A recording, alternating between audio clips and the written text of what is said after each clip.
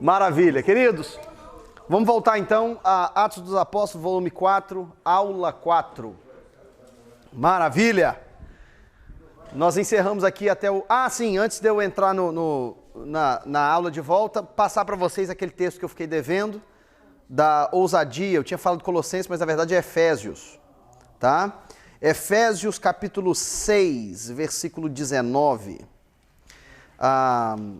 Fala da ousadia, né? Ou tem versões que diz intrepidez, né? Capítulo 6, versículo 19. Na verdade, versículo 17, tomai também o capacete da salvação e a espada do Espírito, que é a palavra de Deus, e com toda a oração e súplica, orando em todo o tempo no Espírito, e para isso vigiando com toda perseverança e súplica por todos os santos, e também por mim, para que me seja dada no abrir da boca a palavra para com intrepidez fazer conhecido o mistério do Evangelho. E ainda tem um outro texto em Atos, eu me lembrei desse, sim, apóstolo? Eu estava, quando você falou, tem 2 Tessalonicenses 3. 2 Tessalonicenses 3, esse eu não me lembrava, mas vamos ver esse. Finalmente, irmãos, orai por nós, para que a palavra do Senhor se propague e seja glorificada como também está acontecendo entre vós, e para que sejamos livres dos homens perversos e maus. Isso. Porque a fé não é de todos. Maravilha, exatamente. E ainda tem um outro acontecido no capítulo 4 de Atos. Esse eu vou pedir para você abrir, porque esse é interessante também para você sublinhar aí na sua Bíblia. No capítulo 4 de Atos, acontece uma situação com Pedro, né? Pedro é preso, ele é ameaçado de morte, né? Eles ameaçam ele, falam para ele, nós vamos matar vocês. E eles ameaçam eles mesmos e tudo e tal, e aí a Bíblia diz que a igreja fica em oração. Aí Pedro se encontra com a igreja, aí diz, versículo 23, uma vez soltos, procuraram os irmãos e lhes contaram quantas coisas lhes haviam dito os principais sacerdotes e os anciãos, ou seja, as ameaças deles. Ouvindo isso, unânimes levantaram a voz a Deus e disseram, aí foram começar a orar ao Senhor, né? Tu, soberano, Senhor, que fizeste o céu, a terra e o mar e tudo que neles há, que disseste por intermédio do Espírito Santo, por boca de Davi, nosso pai, teu servo, porque se enfureceram os gentios e os povos imaginaram coisas vãs. Levantaram-se os reis da terra e as autoridades ajuntaram-se a uma contra o Senhor e contra o seu ungido, porque verdadeiramente se ajuntaram nessa cidade contra o teu santo servo Jesus, ao qual ungiste Herodes e Pôncio Pilatos, com gentios e gente de Israel, para fazerem tudo o que a tua mão e o teu propósito predeterminaram. Aí, presta atenção. Agora, Senhor, olha para as suas ameaças. Agora olha para mim aqui. Se você tivesse sido ameaçado por oficiais do governo, dizendo que você continuasse pregando Jesus, o que você ia orar? Pedir livramento, né?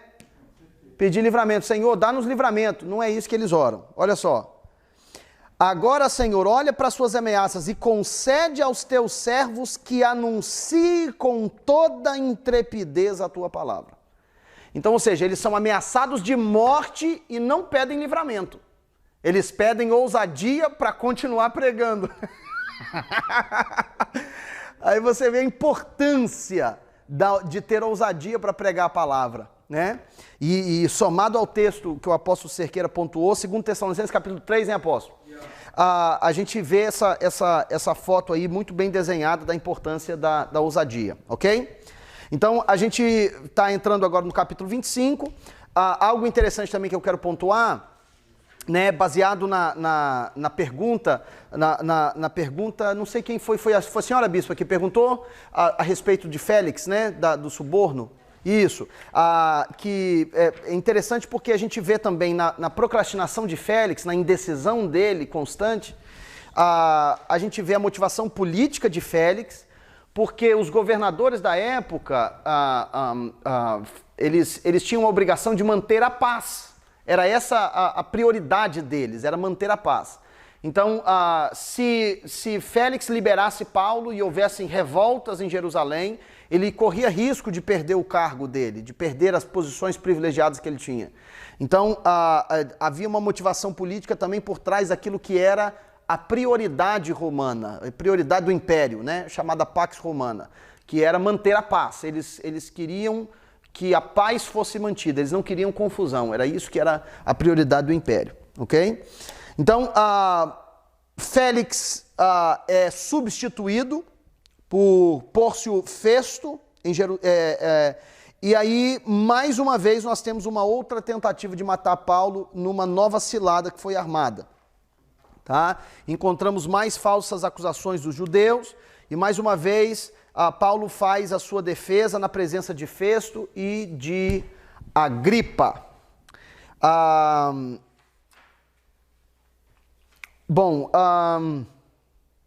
Vamos ler aqui então só os versículos 1 a 6 para a gente abrir o capítulo 25. 3 dias depois de chegar à província, Festo subiu de Cesareia, lembrando que, apesar desse versículo e o anterior, né, do capítulo 24, estarem um versículo do lado do outro, nós temos 2 anos que se passaram entre um versículo e outro, ok? Importante manter isso em mente. Onde os chefes dos sacerdotes e os judeus mais importantes compareceram diante dele, apresentando as acusações contra Paulo, pediram a Festo o favor de transferir Paulo para Jerusalém, contra os interesses do próprio Paulo, pois estavam preparando uma emboscada para matá-lo no caminho. Festo respondeu: Paulo está preso em Cesareia, e eu mesmo vou para lá em breve. Desçam comigo alguns dos seus líderes e apresentem ali as acusações que têm contra esse homem, se realmente ele fez algo errado. Tendo passado com eles 8 a 10 dias, desceu para Cesareia. E no dia seguinte convocou o tribunal e ordenou que Paulo fosse trazido perante ele. Então, nós vemos aqui, 2 anos depois daquele evento, Paulo permaneceu em Cesareia. E aí, agora com um novo governador, Festo, Pórcio Festo, nós vemos os judeus tramando novamente para tentar, igual aquela história do Supremo, né, que libera a ordem para liberar o Lula de madrugada. Está mais ou menos desse jeito. O Sinédrio tentando armar, tentando pelas costas ir lá, convencer Festo para, rapaz, libera Paulo aí para nós vamos, que a gente precisa, vamos julgar Paulo aqui, tudo e tal, porque Festo não sabia de nada ainda, não estava inteirado da situação, tinha acabado de assumir o cargo e nem para Cesareia tinha ido ainda, estava em Jerusalém. Então, aí ele pega e põe passa um corretivo no pessoal e fala: não, vocês fiquem tranquilos, eu vou para Cesareia, por que vocês não vão para lá e a gente ouve o caso lá? Então, Deus dá esse livramento, né? Então, nós vemos que os judeus tinham o desejo de influir Festo, página 20, que ele mandasse Paulo para Jerusalém e no caminho encontrar ele e matar Paulo. Aí, mais uma vez, a gente vê a soberania de Deus e a providência de Deus, né? O autor da apostila ainda coloca um trecho aí de 2 Coríntios, capítulo 11, versículo 23 a 27, abre aspas, muito mais em prisões, em açoites, sem medida, falando sobre o sofrimento do apóstolo Paulo, né? Em perigos de morte, muitas vezes, fustigado com varas, uma vez apedrejado, em naufrágio 3 vezes, ninguém aqui gostaria de fazer um cruzeiro com Paulo, em três naufrágios, tá? Fustigado com varas, uma vez apedrejado, em naufrágio 3 vezes, uma noite e um dia passei na voragem do mar. Assim, são algumas das situações das quais Deus manifestava proteção para Paulo. Então, não diferente de todas essas situações, Deus ainda protegendo Paulo para que ele não fosse enviado de volta para Jerusalém. Então, Festo negou o desejo dos líderes e ele ordenou que eles descessem para Cesareia e ali apresentassem suas queixas. Então, nós temos mais uma audiência. Então, se a gente for contar aqui, nós temos uma audiência com o Sinédrio, uma audiência com o comandante romano frente ao Sinédrio, nós temos audiência onde Cláudio envia uma carta para Félix, ok? Nós temos agora audiência com Festo, ok? Sem contar a reunião em segredo que Paulo teve com Félix e a sua esposa, tá bom? Então, a coisa está avançando. Então, vamos ver Paulo agora perante Festo e os seus acusadores. Né? Quando Paulo apareceu, versículo 7 do capítulo 25, página 20, finalzinho aí da página 20. Paulo apareceu, os judeus que tinham chegado de Jerusalém se aglomeraram ao seu redor, fazendo contra ele muitas graves acusações que não podiam provar. Então Paulo fez sua defesa. Abre aspas, nada fiz de errado contra a lei dos judeus, contra o templo ou contra César. Festo, querendo prestar um favor aos judeus, aí novamente você vê a motivação dele manter a paz. Perguntou a Paulo, você está disposto a ir a Jerusalém e ali ser julgado diante de mim, acerca das acusações? Paulo respondeu, estou agora diante do tribunal de César, onde devo ser julgado. Não fiz nenhum mal aos judeus, como bem sabes. Então, a gente vê agora Paulo vai ter que dar sua última cartada para evitar ir a Jerusalém. E a última cartada de Paulo, porque a pressão dos judeus estava começando a atingir Festo. E aí Paulo dá a última cartada no versículo 12. Depois de ter consultado seus companheiros, Festo declarou, você apelou para César irá. Então, a única forma de Paulo conseguir deixar de ir para Jerusalém foi apelar para uma audiência com César. Ok? E aí, a partir deste momento, a coisa começa a evoluir em outra direção, que é Paulo indo para o seu destino, para o seu destino final, tudo indica. Na verdade, nós vamos até falar um pouquinho a respeito disso. Algumas vertentes aí que creem que o final do livro de Atos não foi o fim do ministério de Paulo, que Paulo foi à Espanha, que Paulo ainda teve algumas outras viagens, que obviamente não estão no livro de Atos, mas que Paulo veio a morrer só depois, que depois de Roma ele ainda ficou livre uns anos, né? Mas que foi o objetivo final de Paulo. Paulo tinha uma promessa de Deus, Paulo cria que Deus havia enviado ele para poder pregar em Roma e assim Paulo o fez. Então a gente vê Deus montando aqui o cenário, tá? Para poder levar Paulo para Roma, ok? Tá todo mundo comigo aí? Amém. Amém? Maravilha. Paulo então declara, apelo para César, no versículo 11, né? Paulo diz, se de fato sou culpado de ter feito algo que mereça a pena de morte, não me recuso morrer. Mas se as acusações feitas contra mim por estes judeus não são verdadeiras, ninguém tem o direito de me entregar a eles. Apelo para César. Com essa declaração do apóstolo, página 22, com essa declaração do apóstolo, o governador Festo não tinha qualquer outra opção. Ele não pôde deixar de enviar Paulo para Roma, onde ele ficaria no tribunal de César. Tá bom? Então, aí o que acontece é o rei Agripa faz uma visita àquela província e, por casualidade, resolve visitar Festo.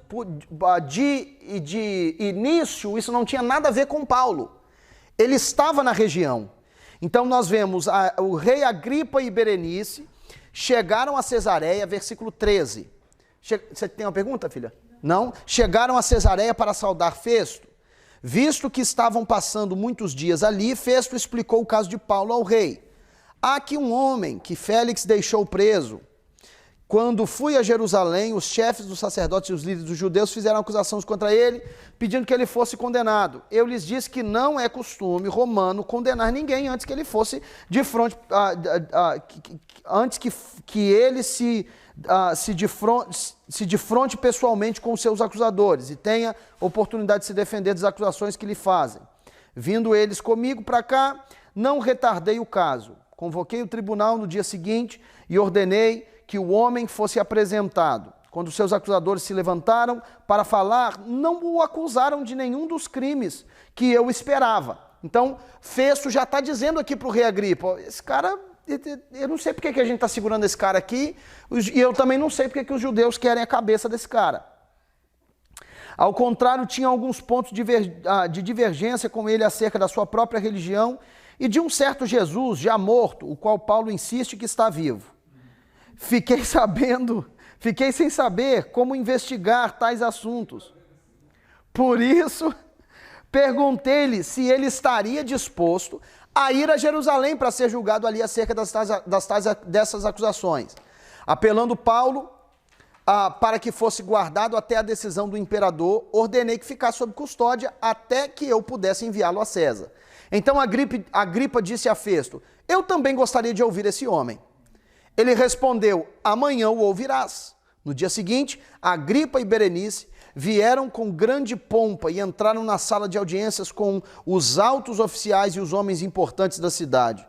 Por ordem de Festo, Paulo foi trazido. Então Festo disse, ó rei Agripa e todos os senhores aqui presentes conosco, vejam este homem. Toda a comunidade judaica me fez petições a respeito dele em Jerusalém e aqui em Cesareia, gritando que ele não deveria mais viver. Mas verifiquei que ele nada fez que mereça pena de morte. Todavia, porque apelou para o imperador, decidi enviá-lo a Roma. No entanto, não tenho nada definido a respeito dele para escrever a sua majestade. Então aqui é o seguinte, como Paulo apelou para César, era costume romano, o governador não podia enviar Paulo para César sem escrever as suas acusações. E o problema é que Festo não tinha o que escrever. Vocês entendem? Então ele pediu a opinião de Agripa. Herodes Agripa estava lá, e aí ele perguntou, rapaz, eu tô com um cara aqui, ele quer uma audiência com o imperador, eu tenho que mandar ele, porque ele solicitou, e ele não quer ser julgado em Jerusalém, porque se fosse para Jerusalém seria mole, eu mando lá, lavo as minhas mãos e acabou, eles matam ele para lá. Mas o cara é cidadão romano, e agora ele quer ver César. E para enviar ele para César, eu preciso escrever as acusações dele. Então, aí diz, na continuação do versículo 26, por isso eu trouxe diante dos senhores e especialmente diante de ti, rei Agripa, de forma que, feita esta investigação, eu tenha algo para escrever. Versículo 27, pois não me parece razoável enviar um preso sem especificar as acusações contra ele. Então, essa basicamente é a foto. Aí, nós temos a defesa novamente de Paulo perante o rei Agripa. Então, se a gente for recapitular, nós temos Paulo com o Sinédrio, Paulo com o comandante romano, aí nós temos Paulo com Félix, 2 vezes, nós temos Paulo com Festo, e agora nós temos Paulo com o rei Agripa. Ok? Aí nós temos a defesa do apóstolo Paulo, né? E algo que é interessante é a promessa de Deus, né, feita para Paulo em Atos capítulo 9. Né? Abre aí comigo, Atos capítulo 9, versículo 15. Tem microfone para eles? Não, né? Para eles, não? Nas leituras aí? Não, mas não precisa se desdobrar, não. Não, mas a gente deixa para a próxima. Vamos lá, Atos capítulo 9, versículo 15. Mas o Senhor lhe disse, lembra que o capítulo 9 de Atos o capítulo 9 de Atos é a experiência da conversão de Paulo, né? Tá bom? Então, aqui é Deus falando com Paulo a respeito do seu ministério. Aí olha só o que diz o versículo 15. Mas o Senhor lhe disse, vai, porque este é para mim um instrumento escolhido para levar o meu nome perante os gentios e reis, bem como perante os filhos de Israel. Então você vê, Paulo está aqui cego e Deus está falando com Ananias para avisar Ananias que um tal de Saulo ia procurar ele. E Deus já diz para Ananias, cuida bem desse cara, vai, porque esse cara aí é VIP. Basicamente isso, é a versão super hiper atualizada com notas de estudo do pastor Diego. Esse camarada aí é VIP. Então cuida bem dele, porque ele vai ser enviado perante gentios e reis, bem como os filhos de Israel. Então Deus está cumprindo a promessa que fez para Paulo lá no capítulo 9 de Atos. Tá? E é interessante porque lembra o que Paulo disse para Félix e para sua esposa? Vamos voltar aí algumas páginas para eu mostrar isso aqui para você, porque isso é interessante. Porque lembra que Drusila era judia, certo? Então, como que Paulo prega para ela? Paulo prega o quê? O evangelho do reino. Porque Paulo diz, olha só, abre aí na página...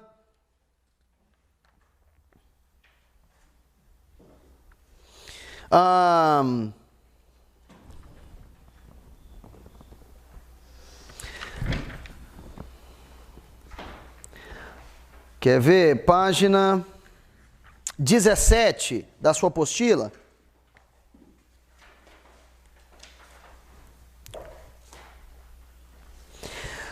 Paulo começa a falar a respeito da ressurreição, e aí ele embasa, olha só, versículo 24, na página 17 mesmo. Vários dias depois, Félix veio com Drusila, sua mulher, que era judia. Mandou chamar Paulo e o ouviu falar sobre a fé em Cristo Jesus. Quando Paulo se pôs a decorrer acerca da justiça do domínio próprio e do juízo vindouro. E, by the way, olha que interessante, os 3 pontos de Paulo para Félix e Drusila. A mensagem, o sermão de Paulo tinha 3 pontos.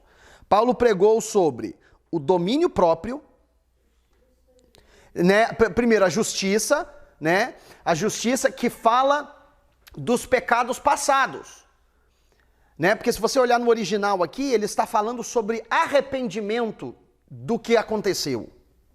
Então ele fala sobre justiça, em segundo lugar ele fala do domínio próprio. O domínio próprio é para evitar pecados presentes, né? Então ele fala sobre justiça, domínio próprio, e ele fala do juízo vindouro, que tem a ver com o futuro. Então Paulo está pregando aqui para eles, falando sobre os pecados passados, os pecados presentes e os pecados futuros. Né? Aí Paulo vai pregando, e aí diz, Félix teve medo e disse, basta por enquanto, pode sair. Quando achar conveniente, mandarei chamá-lo de novo. Então aí nós temos essa mensagem de Paulo para Félix, que era gentio. Aí vamos ver o que Paulo fala agora para Agripa, porque Félix era gentio. Você não vê Paulo falando nada aqui sobre profeta, sobre Moisés, nada disso. Paulo fala só sobre Jesus, ok? Então, para o rei Agripa, a história muda um pouco. A história fica um pouquinho diferente, né? Então, vamos avaliar isso aqui. Paulo, então, apresenta a sua defesa, versículo 9. Versículo 9. A gente vê que Paulo descreve do 9 até o 23. Paulo descreve a sua vida anterior. Ok? Eu estou na página 28. Como era perseguidor da igreja messiânica, como ele foi convertido no caminho de Damasco, como Deus revelou o seu plano e ministério para Paulo. Ele vai entrando, basicamente eu estou citando para você o que está nos versículos 9 ao 23, tá bom? Ele testificava a respeito do seu ministério subsequente, as viagens missionárias e como ele foi preso em Jerusalém. Continuando, ele mencionou o conteúdo da sua mensagem, que Cristo haveria de sofrer e, sendo o primeiro a ressuscitar dentre os mortos, proclamaria luz para o seu próprio povo e para os gentios, ok? Então, o próximo título da próxima sessão, que é dos versículos 24 ao 29, diz as reações de Festo, o rei Agripa, com relação à declaração de Paulo, com o resultante ministério de proclamar o evangelho ao povo judaico e aos gentios. Paulo desviou a conversa para o rei Agripa. Então a gente vê um negócio interessante, que Festo tenta interromper Paulo para questioná-lo, e Paulo direciona novamente a conversa para o rei Agripa, que era judeu. Ok? Então a gente tem Paulo pregando para Félix, gentio. Aí a gente tem agora Paulo falando com Agripa, judeu. Ok? Aí diz o seguinte, a essa altura, versículo 24, a essa altura Festo interrompeu a defesa de Paulo e disse em alta voz, você está louco, Paulo? Por quê? Paulo estava aqui no versículo 23, falando de Cristo, que ele havia de sofrer, foi o primeiro a ressuscitar dentre os mortos, proclamaria luz para o seu próprio povo e para os gentios. Aí Festo diz, Paulo, você está louco, as muitas letras estão te levando à loucura. E respondeu Paulo, não estou louco, excelentíssimo Festo, o que estou dizendo é verdadeiro e de bom senso. Agora olha o 26. O rei está familiarizado com essas coisas e lhe posso falar abertamente. Estou certo que nada disso escapou o seu conhecimento. Né? Aí ele diz, pois nada se passou, né, num lugar qualquer. Rei Agripa, crês nos profetas? Olha aí. Eu sei que sim. Então Agripa disse a Paulo, você acha que em tão pouco tempo pode convencer-me e tornar-me cristão? Então, se você lê a defesa de Paulo, que eu não vou fazer isso, mas se você ler do versículo 9 ao 23, você vai ver que Paulo está tocando em aspectos históricos a respeito de Jesus, e ele está conectando Jesus com a história do Antigo Testamento, com os profetas e a lei. Aí Agripa vira para Paulo, eu vejo essa afirmação de Agripa aqui quase que como um sorriso no rosto. Ele dizendo assim, Paulo, você acha que em tão pouco tempo, rapaz, você vai me convencer? Eu tenho o costume de ler a Bíblia assim, né? Você acha, Paulo, que você acha que você vai me dar uma rasteira aqui, rapaz? De forma alguma. Mas na verdade, a gente vê Paulo respondendo ele uma coisa muito interessante. Olha só, versículo 29.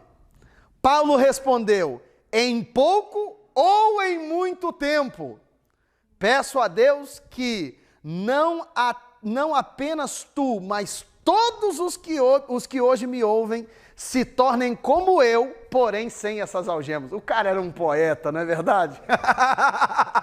O cara era um poeta, era um gênio, Paulo, né? Então Paulo ainda dá uma fisgada neles.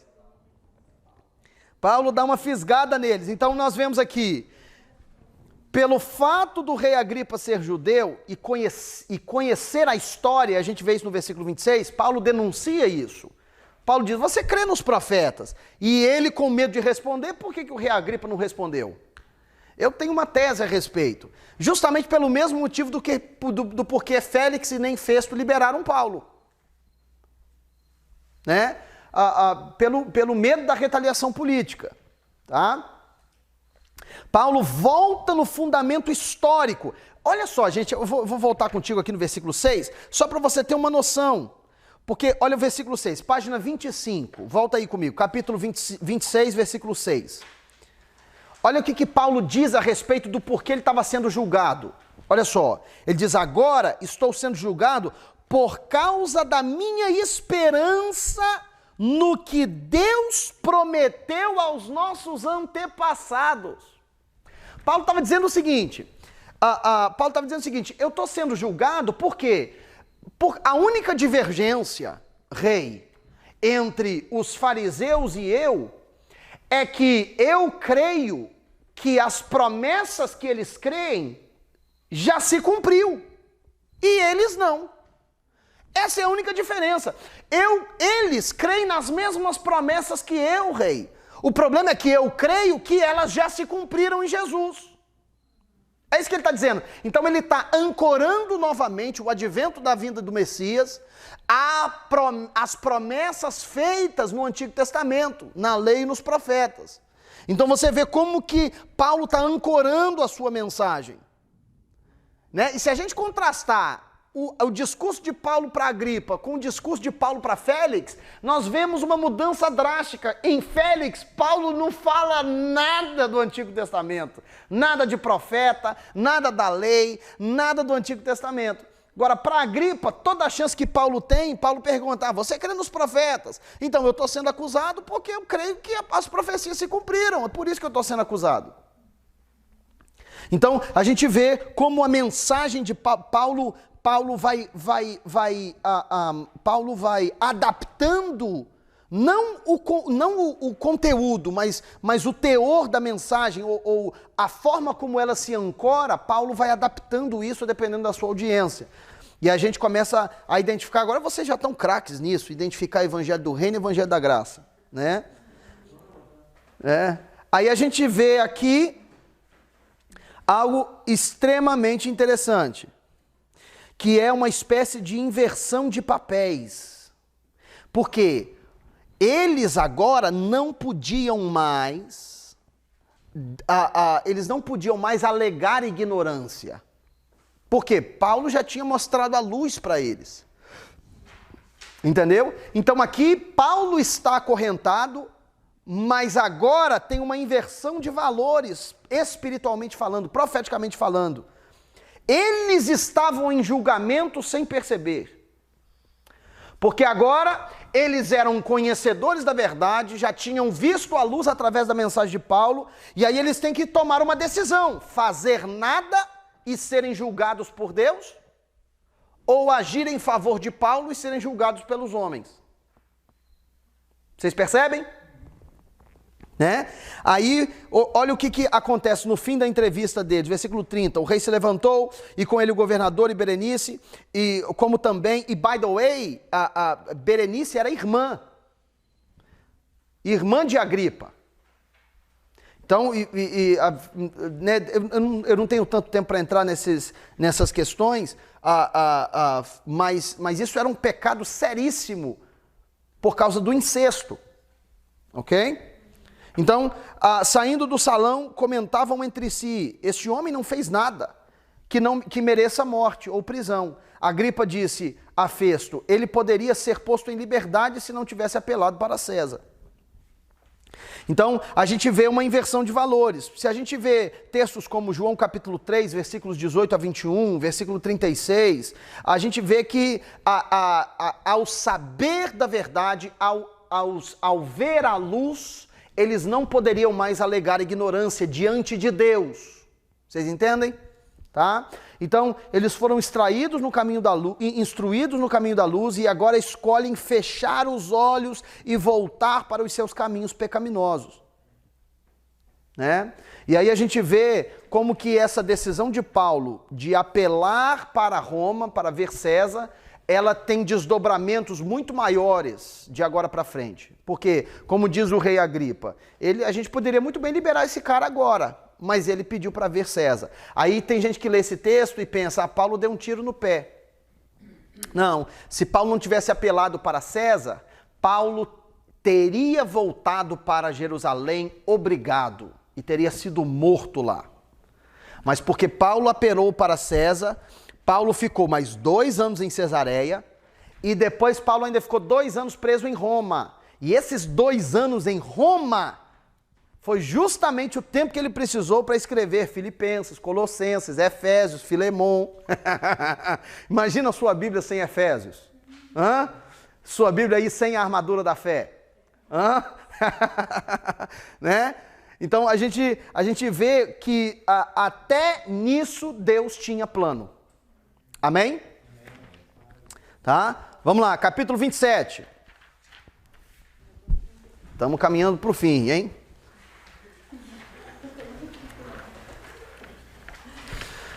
Capítulo 27, ok? Nós temos a viagem do apóstolo Paulo, então, para a Itália, para Roma. E aí acontecem alguns tropeços, temos o início da viagem. Eu vou me mover rapidamente por essa questão, porque tem assuntos... a gente termina 10 horas em ponto? 10h15, tá, beleza. Então, tem paradas em alguns portos e coisas que acontecem que pelo nosso contexto aqui, não tem a necessidade da gente pontuar especificamente, mas eu oriento que você ainda assim faça a leitura desses textos para que você se intere de como foi a viagem, ok? Se a gente avançar então até a página 36, ok?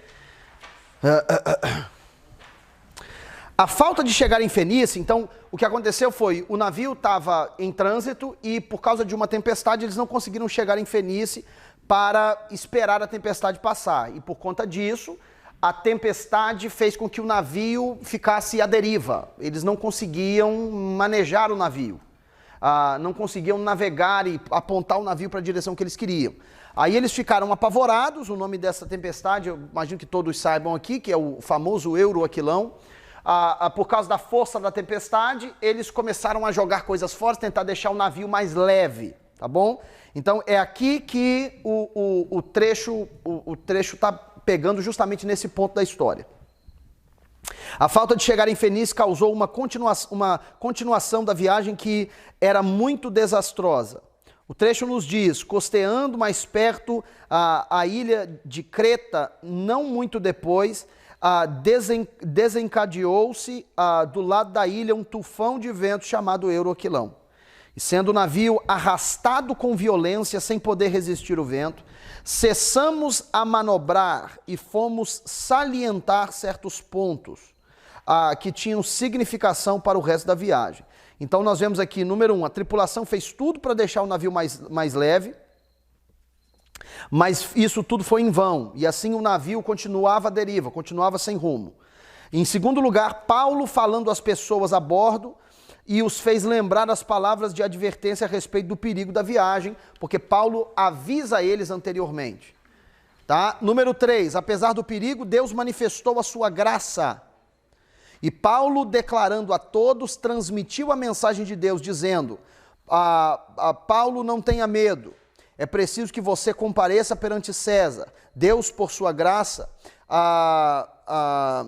deu-lhe a vida de todos os que estão navegando com você. Tem algumas falhazinhas ortográficas aqui nesse texto. O apóstolo mesmo continuou: assim tenham ânimo, senhores, creio em Deus que acontecerá de modo como me foi dito.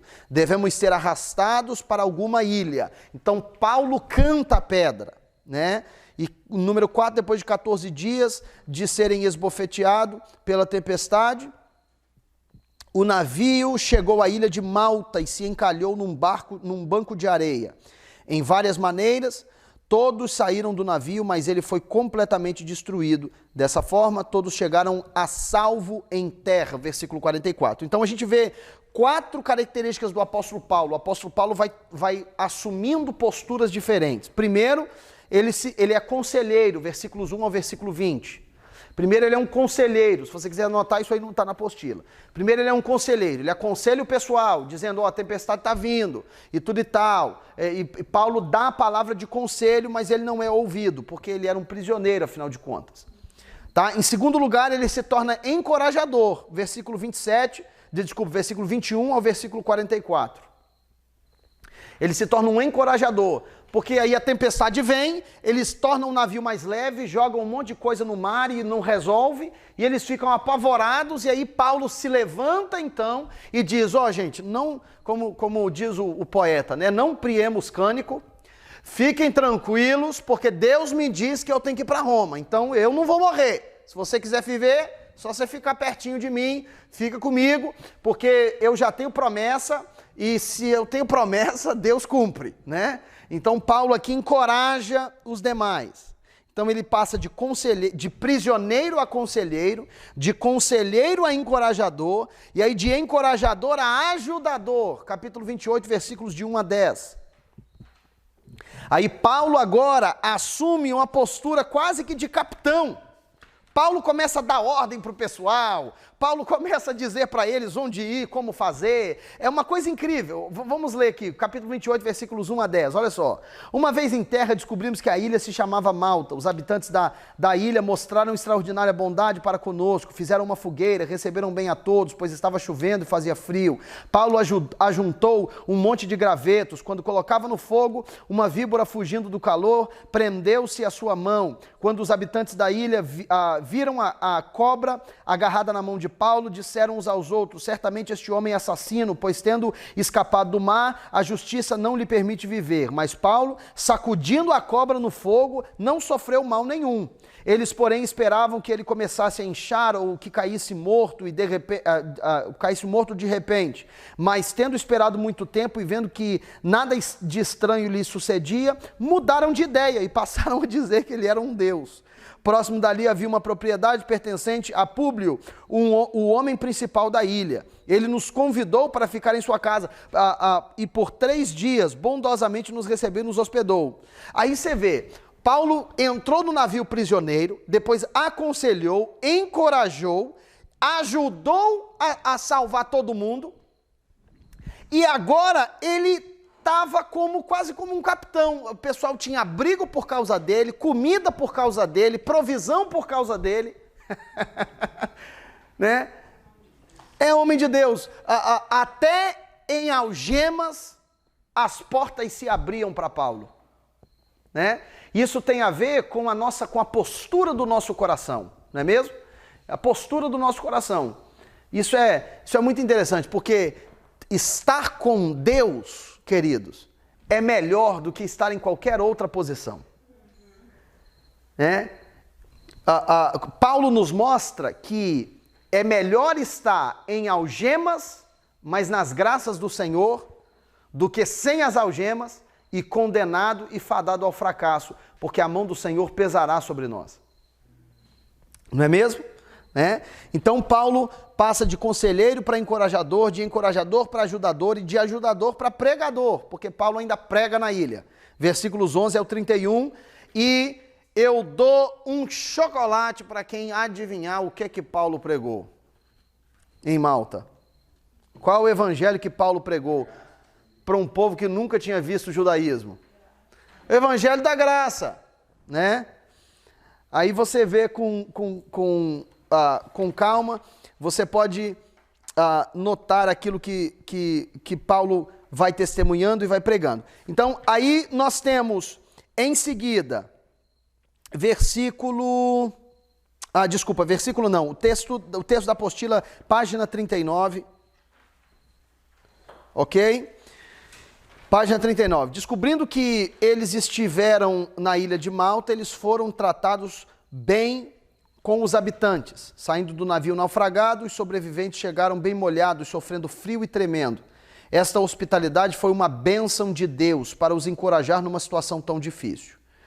O versículo 2 disse: os habitantes da ilha mostraram extraordinária bondade para todos. 2 acontecimentos, atualmente 2 milagres devem ser salientados. Primeiro, os residentes da ilha fizeram uma fogueira para deixar sobreviventes num ambiente mais confortável. Então, é óbvio que é o que acontece com a serpente. A víbora sai do fogo e pega a mão de Paulo e Paulo não morre. E o segundo evento milagroso é que pertinho dali morava Públio, um rico proprietário de terras, e demonstrou bastante caridade aos sobreviventes. E aí é interessante, porque eles hospedam Paulo com os seus, e o pai desse Públio estava doente. Paulo, então, cura esse cara, e aí depois os doentes da ilha, os enfermos da ilha, ficam sabendo, todo mundo vai para lá, todo mundo é curado. Deus começa um avivamento na ilha. E essa ilhazinha, gente, eu tive lá o ano passado. A ilhazinha é um ciscozinho, é uma ilha de 6 milhas. 6 milhas. De uma ponta na ilha, num ponto alto da ilha, você vê o fim dela. É apavorante. É apavorante. Porque você sobe, tem um palácio na ilha que você sobe, um ponto histórico lá. Inclusive tem uma menção do apóstolo Paulo lá. E você sobe num ponto alto e tudo e tal, de lá de cima você olha no horizonte, lá você vê o finalzinho da ilha, e aí você só vê mar em volta, é apavorante, né? Mas uma ilhazinha pequenininha, e você vê que o homem de Deus, não tem como colocar, né, né? Não tem como. Eu trouxe até um vídeo para vocês lá da ilha para mostrar para vocês, mas não tem como colocar. Aí... Não é de Paulo sendo preso, não. É porque... eu perguntei para ele, hoje pela manhã, eu perguntei para ele, porque eu tenho também o vídeo da prisão de Paulo em Roma, que eu tive em Roma o ano passado. Aí eu falei para ele, eu tenho o vídeo da prisão de Paulo, dá para mostrar lá? Aí ele virou para mim sério e disse, não é o vídeo de Paulo sendo preso não, é? Ai, Jesus. Como é que é? Mora a gente na ilha. Tem uma igreja lá tem uma igreja lá que é mantida como um ponto turístico e, assim, é uma coisa fantástica, porque diz os guias turísticos, não sei o quão verdadeiro é isso, mas os guias turísticos dizem que isso é herança da estadia do apóstolo Paulo lá por alguns dias. E também de missionários que depois foram para lá, né? Mas que a semente disso foi plantada com o apóstolo Paulo. Tem uma igreja lá do século XIV. Uma igreja que ela é pequenininha, não muito, talvez até do tamanho desse espaçozinho aqui assim, uma igrejazinha pequenininha. Mas imagina, do século XIV. E ela toda nas paredes e no teto, ela toda pintada à mão, a história da Bíblia, desde Gênesis 1 até Apocalipse. Se você vai acompanhando os quadrinhos, você vê a história bíblica toda pintada na parede, no teto.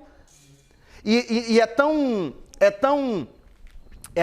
Depois da aula eu posso mostrar as fotos para vocês, eu tenho as fotos aqui. É tão impressionante, e é tão sensível que eles não permitem você bater flash lá dentro. Então as fotos que eu tenho, por exemplo, todas elas escuras, porque não pode ter flash, eles vigiam isso, você pode ser multado se tirar fotos com flash. Né? Porque eles dizem que danifica, né, afeta a integridade da pintura e tudo e tal, e é realmente muito sensível, mas é uma coisa linda, é uma coisa impressionante, né? Mas essas aí são as marcas do apóstolo Paulo em Malta, né? Tá?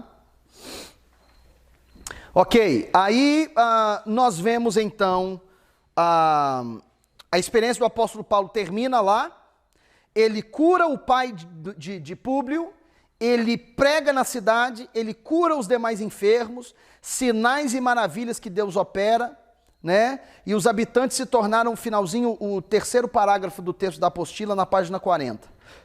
Desculpa, mais alguém tinha pergunta? Não?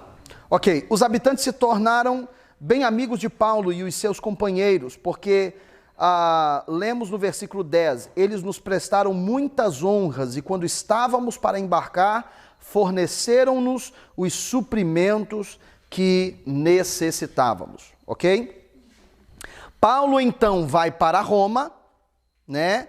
Quando ele chega em Roma, ok? Versículo 16, finalzinho aí da página 40, versículo 16, quando chegamos a Roma, Paulo, página 41, recebeu permissão para morar por conta própria, sob a custódia de um soldado. Ok? 3 dias depois, ele convocou os líderes dos judeus.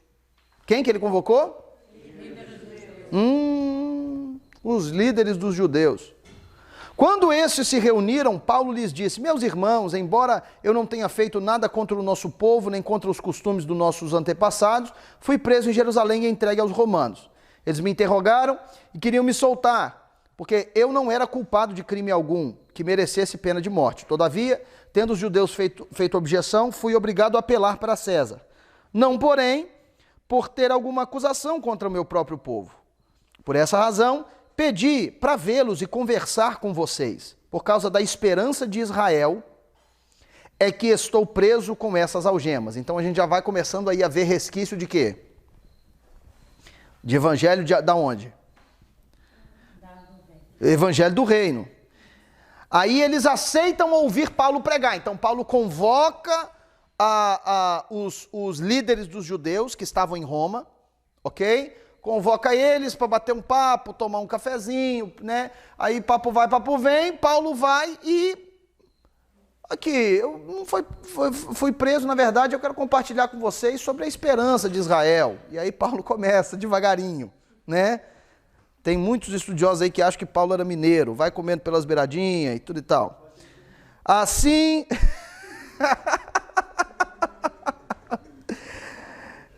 Jesus. Assim combinaram encontrar-se com Paulo em dia determinado, versículo 23.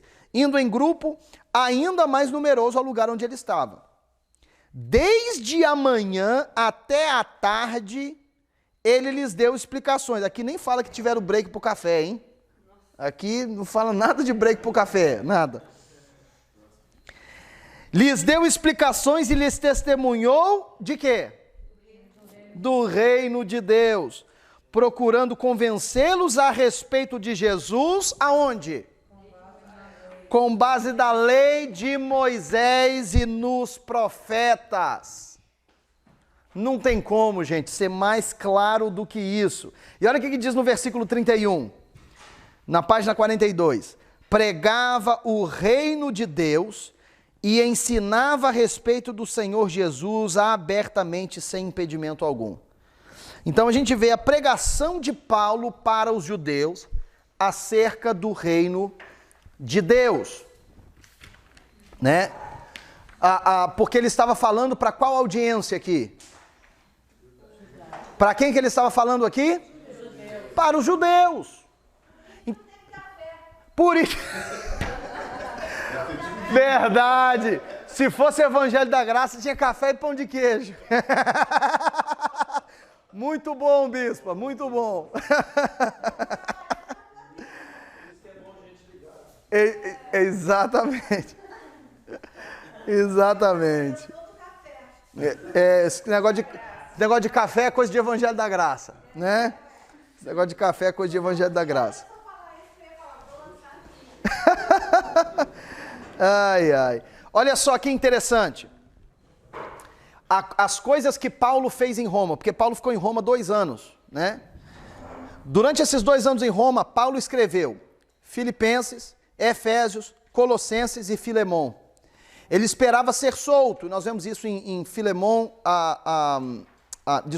Filemon, versículo 22, Filipenses capítulos 1, 23 a 27, Filipenses capítulo 2, versículo 24. Essa informação não está na apostila, tá, gente? Eu estou dando para vocês, se vocês quiserem anotar aí, tá bom? A maioria dos... Sim, ele escreveu Filipenses, Efésios, Colossenses e Filemon. E ele tinha expectativa de ser solto. E os textos, Filipenses 1, 23 a 27... Tá? Filipenses 2, 24 e Filemon, versículo 22. Filemon é capítulo único, né? Hã? Pastor, foi Filipenses, Efésios, Filemon? Isso. E Colossenses? Isso. E Colossenses. Tá? E o que é interessante é que... Você tinha pergunta, filha? Não? O que foi? Tenho certeza que é coisa extremamente acadêmica que o reitor falou aí.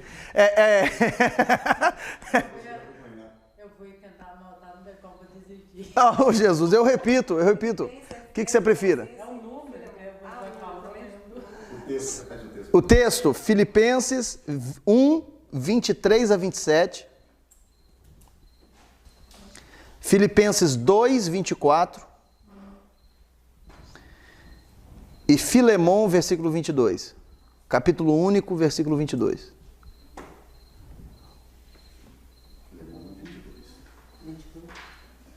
Filemon 6. Hã? Ok? Durante esse tempo em Roma, Paulo teve Timóteo com ele. A gente vê isso em Filipenses 1:1, Filipenses 2:19 também. Toda vez, prestem atenção, quando vocês lerem qualquer um desses livros que eu mencionei, por isso que é importante ter Atos. Por quê? Atos fala história. Então, se você lê a epístola de Paulo aos Filipenses ou aos Colossenses, você abre um leque para vocês de saber que Paulo escreveu isso enquanto estava preso em Roma. Então, são textos paralelos, vocês entendem? São textos paralelos. Então, tem informação que tem em Filipenses, em Colossenses, até em Filemon, tem coisa que tem em Efésios, que é valioso para você entender o contexto da história. Entendeu? Tá bom? Então, por exemplo, quando Paulo estava em Roma, a gente vê que Paulo estava com ele. Que Timóteo estava com ele durante um período. E também a gente vê, João Marcos esteve com ele. Quem sabe quem foi João Marcos? João Marcos, quem foi? O autor do Evangelho segundo Marcos, né? E ele tinha parentesco com quem? Quem sabe? Era parente de quem? Timóteo? Não. Ele era parente de Barnabé, né? Era parente de Barnabé. E Marcos foi instrumental porque Marcos foi fonte para os outros evangelhos, para Lucas e para Mateus. Vocês já ouviram falar a expressão, tem que ter ouvido, eles já tiveram um panorama do Novo Testamento aqui? Então vocês vão, já? Panorama do Novo Testamento, ainda não? Não sou evangélico. Ah, vocês tiveram evangelhos, então vocês vão saber. Nós estamos a 16, é verdade. Ah, então vocês sabem, né? A expressão evangelhos sinópticos, né? Por que são sinópticos? Mateus, Marcos e Lucas, né? Porque todos eles usaram Marcos como fonte, né? Então Marcos tem uma importância muito grande, apesar de que João Marcos teve probleminha com Paulo. Vocês lembram? Na segunda viagem missionária? Vocês lembram dessa história? Na segunda viagem missionária, Paulo e Barnabé tiveram um arranca-rabo lá, tiveram um probleminha por causa de João Marcos. Chega no final do ministério de Paulo, ele estava preso em Roma, ele pede para trazer João Marcos para ele. Traga-me João Marcos. Né? Aí ele fala sobre outros 3 lá que acabaram abandonando nele, mas não é o caso da gente entrar nisso agora, tá bom? Então Marcos estava com ele, Lucas estava com ele, tinha Epáfras estava com ele, Justus, Demas, e a gente vê isso, Colossenses 4, 10 a 14, para a irmãzinha que precisa de bastante tempo para anotar ali, 10 a 14, capítulo 4 de Colossenses, e Filemon, versículo 24. Ok? 5 minutos, tá? Beleza. Ele também encontra com Filemon, que é o escravo de Oníssimos, né? Que estava fugido, tá? E aí a gente vê que Paulo foi extremamente ativo nesses 2 anos em Roma, tá bom? E eu vou concluir... Eu concluo com algo que eu encontrei num comentário, que eu queria ler isso para vocês. Diz o seguinte, até Demas se esqueceu de Paulo e só Lucas permaneceu com ele. A gente vê isso em 2 Timóteo, capítulo 4, versículos 10 e 11. Tá? A gente vê uma família específica que ministrou as suas necessidades. Capítulo 1 de 2 Timóteo, versículos 16 a 18, tá? Ele desejava muito que Timóteo e Marcos voltassem a ter com ele.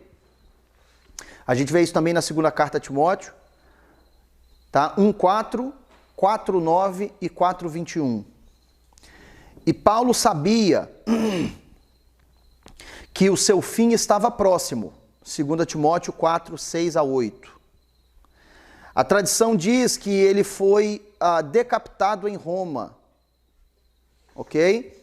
Que ele foi decapitado em Roma cerca do ano 67 ou 68, depois de Cristo. Lucas não escreveu isso no seu livro, então isso é simplesmente tradição histórica. Os escritos de Lucas foram para encorajar a igreja a serem fiéis ao Senhor e a dar continuidade ao Evangelho em toda a terra. E começou algo que o Charles Spurgeon disse, que eu achei muito bonito. Algo que começou com tanto heroísmo deveria prosseguir com ardente zelo. Nós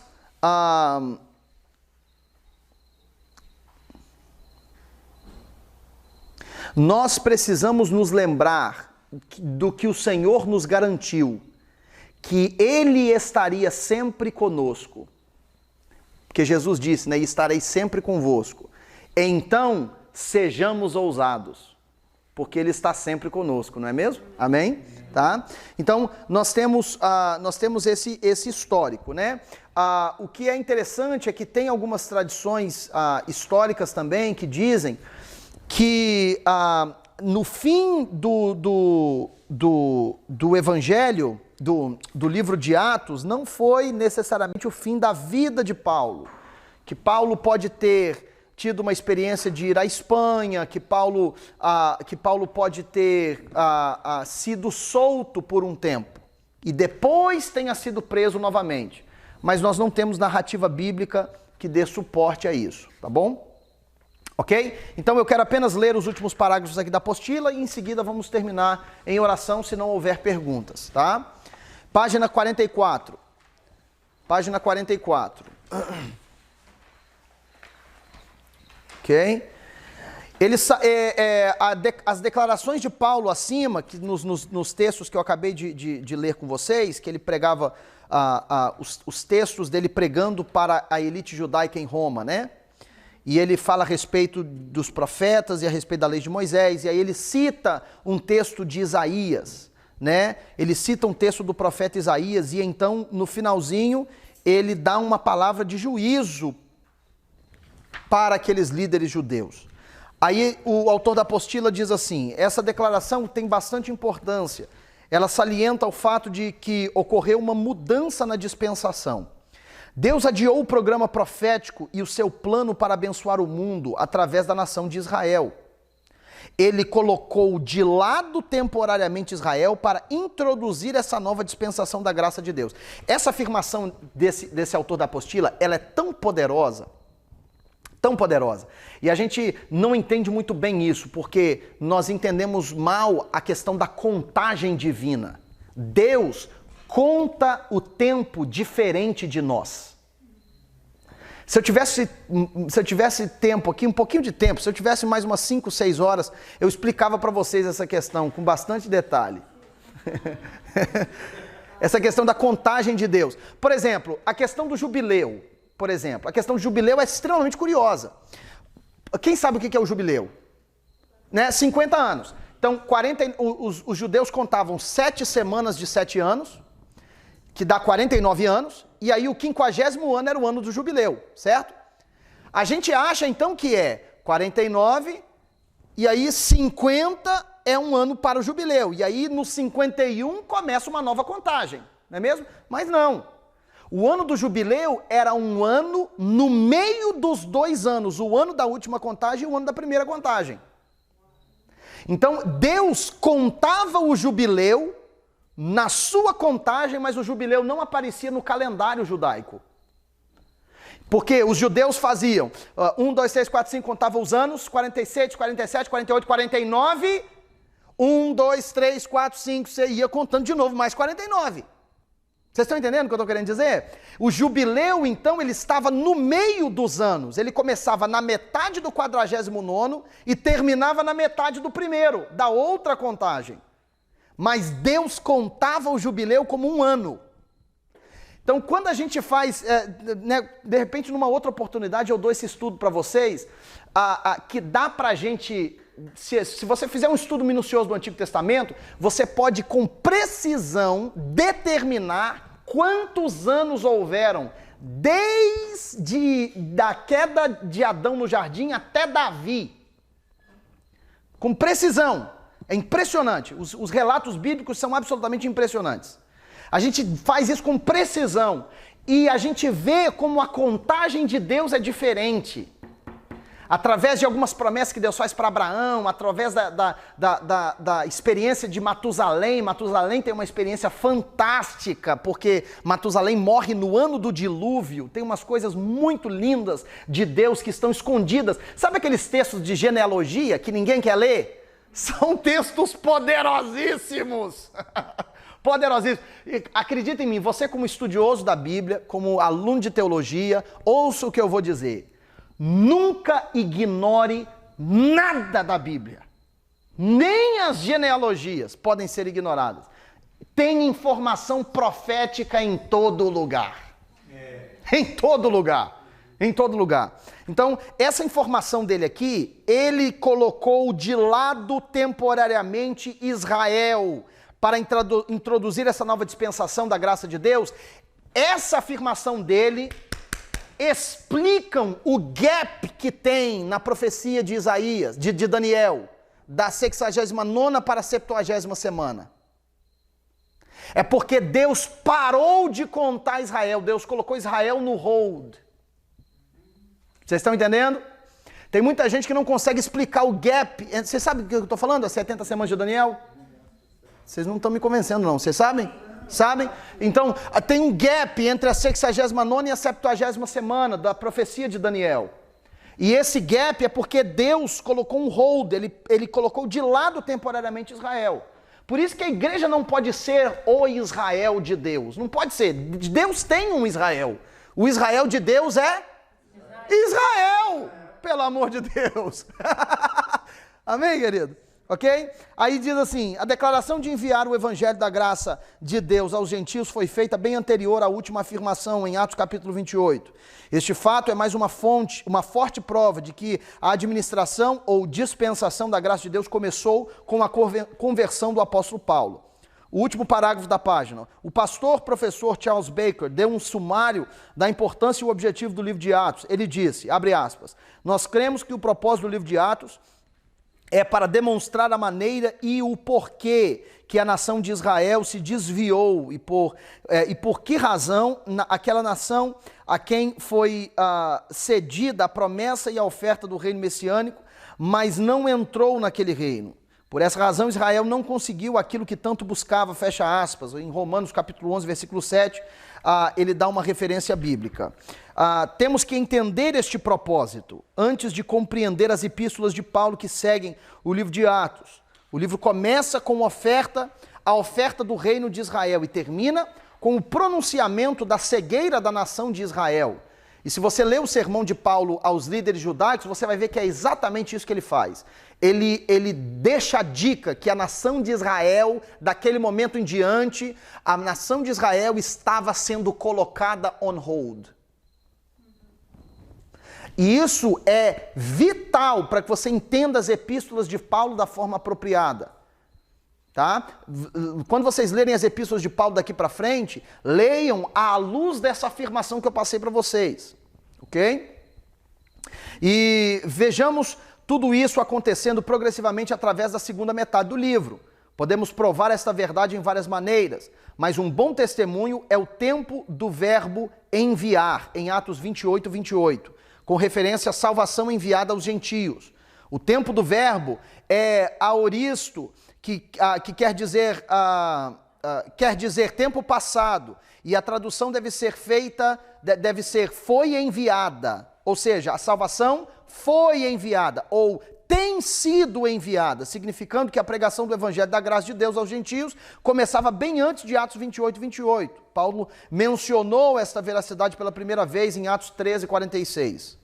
Falando aos judeus, com relação à palavra de Deus foi dito, abre aspas, mas posto que a rejeitais e a vós mesmos vos julgais indignos da vida eterna, eis aí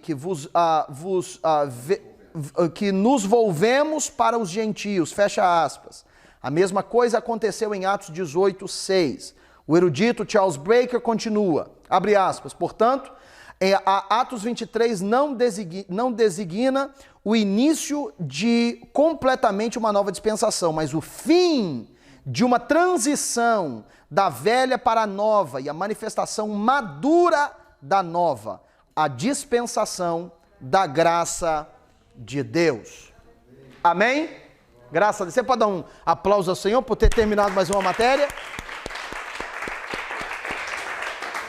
Maravilha! Bênção pura. Se não houver perguntas, não tem pergunta, maravilha. Então eu peço ao apóstolo Cerqueira que mais uma vez nos honre com a sua bênção e nos despeça na paz do Senhor. Senhor, estamos agradecidos a Ti por esta aula. Ó Deus, queremos pedir especialmente que o Senhor conduza os Teus filhos de volta, seus lares, Pastor Jefferson, seu filho Pastor Diego, que possam retornar em segurança hoje no mundo, sabemos, mas que vão em segurança em suas casas. Sim, Senhor. Para seguir a vida, Senhor, como instrumentos usados pelas tuas mãos. Glorificamos, pedindo uma noite de paz e um sono tranquilo, em nome de Jesus. Amém, Senhor. Graças a Deus.